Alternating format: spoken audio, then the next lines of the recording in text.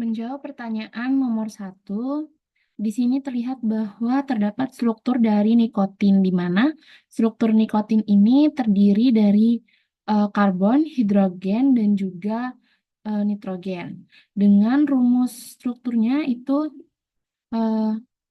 C10, H14, dan N2. Lalu, sifat fisikokimia dari nikotin sendiri, untuk sifat fisikanya, nikotin mempunyai sifat berwujud cair seperti minyak, warna kuning pucat, dan akan berubah warna menjadi coklat apabila terkena udara atau sinar. Namun, karena dalam jumlah sedikit nikotin itu sukar untuk diidentifikasi, maka nikotin diendapkan sebagai nikotin dipikrat. Lalu titik didih nikotin yaitu 246 derajat Celcius, dan nikotin dipikrat mempunyai titik leleh 222 sampai 223 derajat Celcius. Lalu untuk sifat kimia nikotin sendiri yaitu larut dalam alkohol, kloroform, ether, petroleum ether, dietil ether, dan bensin. Nikotin itu juga sangat higroskopis dan mudah membentuk garam dengan asam. Lalu, untuk khasiat farmakologis dari nikotin ini sendiri, di sini mengambil jurnal yaitu Mechanism of Action. Ketika seseorang itu menghirup asap rokok, nikotin itu akan disuling dari tembakau dan dibawa dalam partikel asap ke paru-paru, di mana ia itu diserap dengan cepat ke dalam sirkulasi vena paru, yang kemudian memasuki sirkulasi arteri dan bergerak cepat ke otak. Nikotin itu berdifusi dengan mudah ke dalam jaringan otak, di mana ia mengikat NACHR yang merupakan saluran ion berpagar ligan. Ketika agonis kolinergik mengikat bagian luar saluran terbuka, memungkinkan masuknya kation termasuk natrium dan kalsium. Kation-kation ini mengaktifkan saluran kalsium yang bergantung pada tegangan dan memungkinkan masuknya kalsium lebih lanjut.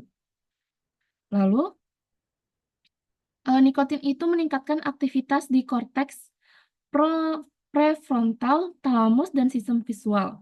Konsisten dengan aktivasi sirkuit otak ganglia talamus, kortikobasal, stimulasi NACHR sentral oleh nikotin menghasilkan pelepasan berbagai neurotransmitter di otak, yang terpenting yaitu dopamin.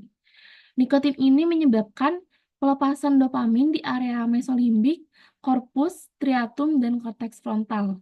Lalu neuron dopaminergik di area tegmental, ventral otak tengah, dan pelepasan dopamin di cangkang nukleus accumbens, karena jalur ini itu penting dalam induksi obat.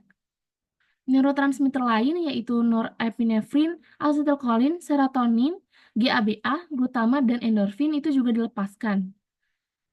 Lalu, pada manusia,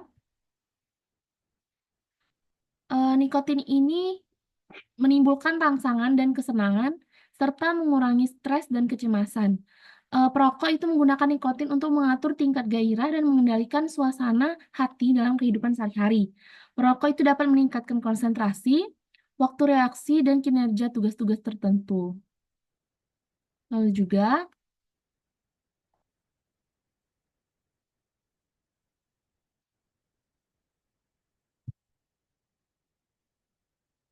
nah, nikotin itu obat simpatomimetik yang melepaskan katekolamin, yaitu meningkatkan denyut jantung dan kontraksi jantung, menyempitkan pembuluh darah kulit dan koroner, dan meningkatkan tekanan darah untuk sementara waktu. Nikotin itu juga mengurangi sensitivitas terhadap insulin dan dapat memperburuk atau memicu diabetes. Dan nikotin dapat menyebabkan disfungsi endotel. Berbagai efek nikotin pada sistem kardiovaskular ini secara teori itu dapat meningkatkan aterogenesis dan memicu kejadian iskemik akut pada orang yang memiliki penyakit arteri koroner. Hal ini itu menjadi perhatian khusus terutama bagi perokok.